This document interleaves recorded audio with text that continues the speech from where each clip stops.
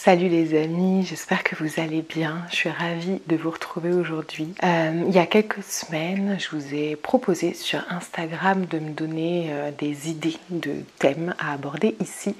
Et la notion de choix est très souvent revenue et aussi celle de la confiance. Donc ça reste d'ailleurs des questions que je reçois vraiment beaucoup sur les réseaux. Donc je vais essayer de vous proposer ici ma vision de tout ça avec mon expérience personnelle et j'espère que ça pourra être inspirant pour vous. Donc tout d'abord la notion de choix. C'est le fait de pouvoir sélectionner une option parmi plusieurs alternatives. Au quotidien, on peut être amené à prendre des choix, à prendre des décisions simples comme par exemple comment s'habiller ou quoi manger au déjeuner, etc. Et puis avoir bien sûr des décisions plus complexes, plus engageantes, liées à notre métier, à notre relation, à une orientation de vie. Et on sait que chaque choix implique une responsabilité qu'on n'a pas toujours envie d'avoir et on ne peut pas savoir à l'avance quelles vont être les conséquences de ce choix. C'est ce qui fait qu'on est souvent figé en fait. C'est un processus qui peut être très stressant parce que c'est comme si on avait vraiment besoin de savoir exactement ce qui allait se passer avec ce choix-là. Enfin, en tout cas, si on fait le choix A ou le choix B, eh bien, on ne peut pas savoir. Tout du moins, on ne peut pas savoir sans essayer. Je me suis d'ailleurs toujours répété que les conséquences de mes choix ne seraient jamais irréversibles. Je ne sais pas pourquoi, mais je me suis toujours répété ça depuis que je suis jeune adulte en fait. Je ne dis pas qu'il n'y a pas de conséquences, mais pour moi, en gros, à part la mort qui est le phénomène irréversible, eh bien, je me dis qu'il y aura toujours moyen de réadapter et je continuerai en prenant une nouvelle décision et ce, tout au long de ma vie. Pour moi, justement, ma vie, elle est faite de prises de décision constantes chaque jour. Tout ce que je fais dans ma vie vient d'une prise de décision de toute façon. J'ai quitté plusieurs CDI pour plein de raisons différentes, mais la conclusion était que je me sentais pas bien. J'ai quitté Paris où j'ai vécu pendant 30 ans, enfin une vingtaine d'années en banlieue parisienne et 10 ans à peu près à Paris Centre. J'ai décidé d'avoir des enfants, c'est quand même une grosse décision aussi. J'ai décidé de créer ma micro-entreprise et de ne plus être salariée. Tous ces choix m'ont fait super peur au début. Est-ce que c'est une bonne décision? Bref, voilà, toutes les questions qu'on peut se poser qui reviennent sans cesse. Mais je suis allée au-delà toujours. Je vous donnerai un exemple plus en détail après. Et puis, même si on pense plus tard peut-être avoir fait un mauvais choix, entre guillemets, c'est pas pour autant que ça sera un échec.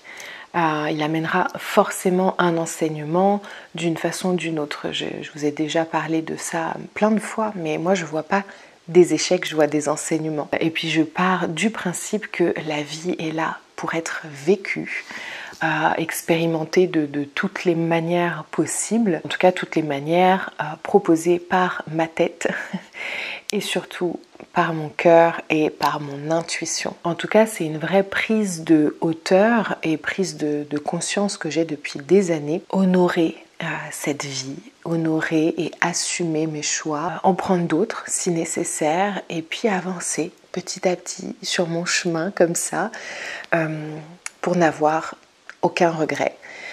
Pour ne pas me dire plus tard « Ah, si seulement j'avais changé de boulot, ah, si seulement j'avais fait ça ou ça, etc. » Et puis, je crois, les amis, sincèrement, qu'on a tous les mêmes envies, je pense. Être seul ou en couple, mais se sentir bien, se sentir épanoui, avoir un boulot où on se sent bien et où on est utile, où on se sent utile, avoir un environnement de vie qui nous correspond, avoir des amitiés qui nous nourrissent, tous ces aspects si importants de nos vies en fait. On peut prendre ces choix-là. La santé, on peut pas.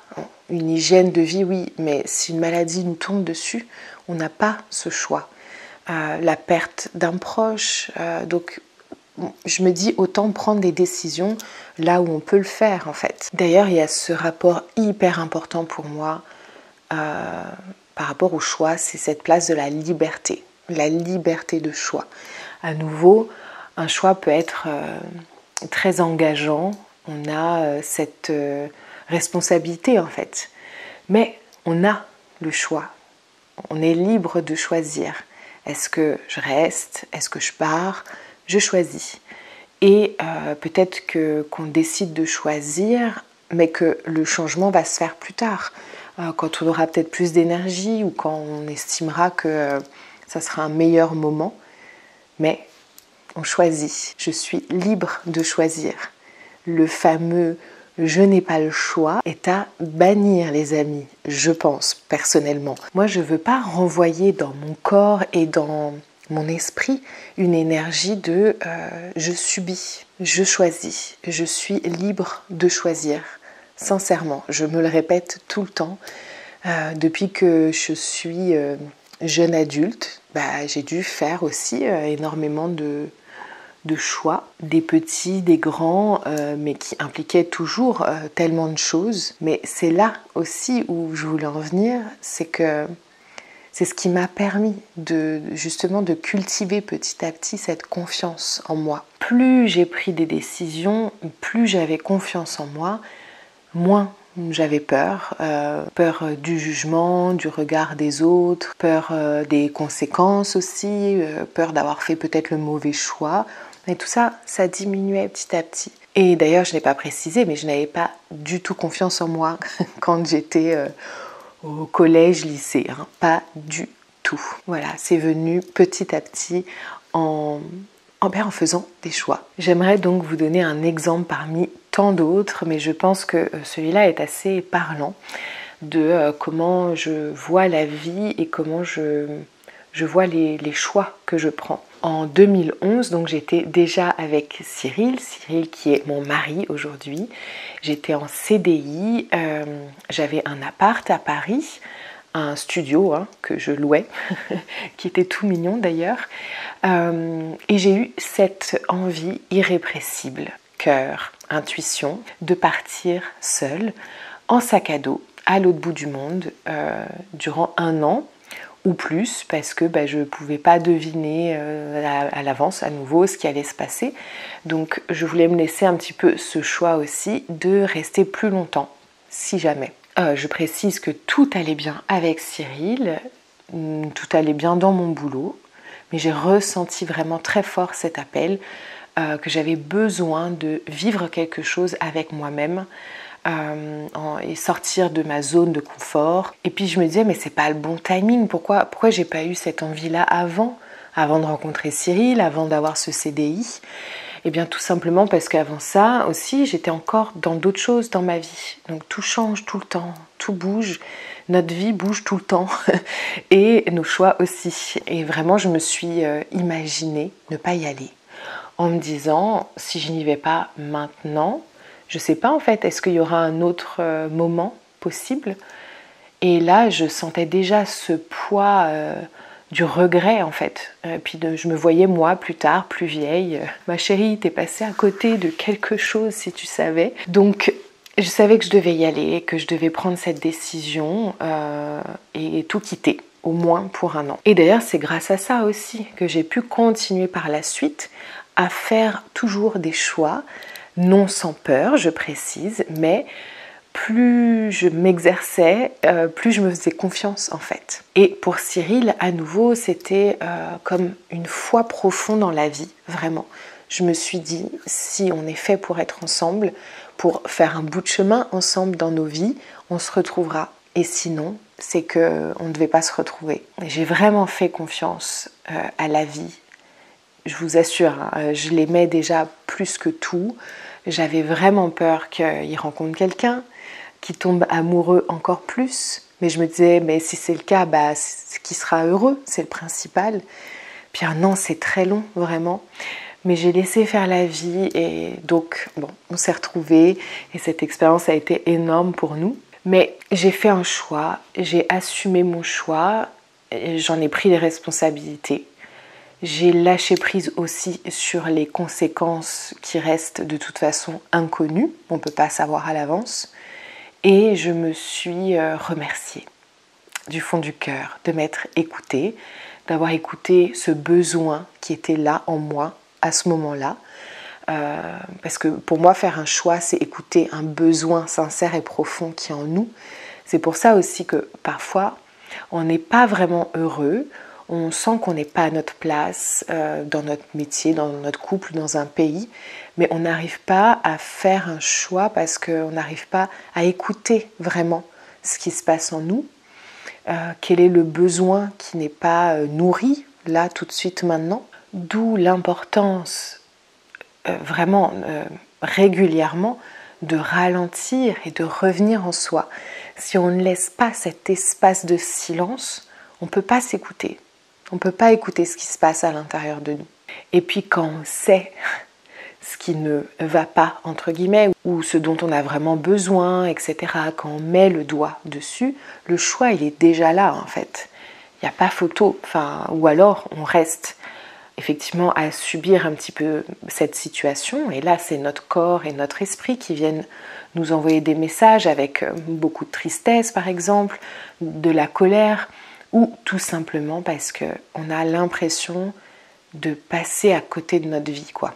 Si je vous fais cette vidéo aujourd'hui, les amis, c'est vraiment pour vous rappeler déjà que vous avez le droit d'avancer sur votre chemin à vous, qui vous appartient, en répondant à vos besoins, en prenant les décisions qui vous feront sûrement peur, mais qui, au final, vous feront vivre, en fait. Ne passez pas à côté de cette vie si précieuse. Vraiment, osez écouter vos besoins et aussi vos rêves. Écoutez vos peurs, elles sont un super bon indicateur aussi. Et comme dirait mon amie Claire, derrière ta plus grande peur se cache ta plus grande réussite. Ou l'une de tes plus grandes réussites, on peut mettre au pluriel. Aussi, je voulais rajouter que parfois, certains choix peuvent paraître juste impossibles. Je veux quitter mon boulot, mais je peux pas, je n'ai pas le choix. On a le choix quand même. Mais ce premier choix, cette première décision ne sera pas forcément le fait de le quitter demain. Vous pouvez décider de mettre un premier pas vers ce changement. Souvent, on reste figé et on ne fait aucun changement parce que ça paraît trop gros. Déjà, ce n'est pas trop pour vous et pour votre précieuse vie, je le rappelle. Et voilà, vous pouvez faire un pas après l'autre. Donc je pense vraiment que pour faire des choses en conscience et en confiance aussi, on peut déjà clarifier nos pensées en ralentissant par exemple et en laissant de l'espace pour écouter nos besoins et nos rêves. On peut aussi voir quelles sont nos priorités à ce moment-là. Est-ce qu'on préfère valoriser la sécurité financière ou bien notre créativité dans le sens très large du terme, ou notre vie sociale, peu importe. Ça peut nous guider vraiment vers la meilleure décision pour nous, pour ce moment-là de notre vie. Pour oser faire un choix, je crois aussi, comme on l'a vu, qu'il faut accepter l'incertitude. L'incertitude, elle fait partie de la vie. Ça nous apprend aussi le lâcher prise, le fait qu'on ne puisse pas tout contrôler. Et ça nous apprend aussi à être flexible face à l'imprévu. Un autre conseil aussi lié à ce lâcher prise, c'est le fait de ne pas chercher la perfection quand on a un choix à faire. Un choix ne doit pas être nécessairement le meilleur de tous les choix. Je pense que c'est vraiment juste se dire, il doit être suffisamment bon pour nous à ce moment-là. Et puis si vous vous sentez assez angoissé devant un choix à faire, je pense que vous pouvez aussi vous baser sur des faits et des informations concrètes. Ça réduit vraiment l'anxiété liée justement à l'incertitude. Ça permet de faire des choix plutôt réfléchis au lieu de simplement réagir à une situation émotionnelle ou pressante. Donc prenez le temps de noter, de faire des listes, de tout ce qui pourra vous aider à vous ramener à un état plus serein. Un dernier point que je voulais partager avec vous, c'est le fait d'assumer ses choix. Même quand les choses ne se passent pas comme prévu ou comme on l'avait imaginé justement, on peut se rappeler qu'on apprend toujours en fait de chaque choix, chaque décision, même celle qui nous mène peut-être à des résultats décevants entre guillemets. Ça reste une opportunité d'apprentissage aussi. Il ne faut pas considérer ça comme une erreur, mais plutôt qu'est-ce que je peux en tirer pour le futur. Et c'est aussi le fait d'accepter qu'on fait juste du mieux qu'on peut avec les informations disponibles autour de nous à ce moment-là. On assume nos choix en cultivant la résilience aussi. C'est important, je pense, de développer la capacité de faire face aux obstacles en fait. Nos choix ne viendront pas toujours produire des résultats positifs. Mais être résilient, ça permet justement de plus facilement rebondir et de réadapter les choses. D'ailleurs, laissez-vous le droit de changer d'avis, les amis. Comme on l'a dit, la vie, c'est le mouvement constant. Et c'est vrai, vous changez vous-même chaque jour, alors vos décisions ont le droit de changer aussi. Assumer nos choix n'implique pas d'y être enfermé éternellement, pas du tout. Voilà les amis, je pense avoir partagé le plus gros de ma réflexion sur ce sujet. J'espère que ça viendra nourrir quelque chose d'inspirant en vous. Je vous souhaite vraiment de croire en vous, en vos choix, en vos rêves, que vous ayez le moins de regrets possible et surtout que vous puissiez vivre cette vie en l'honorant chaque jour. Je vous embrasse et prenez soin de vous.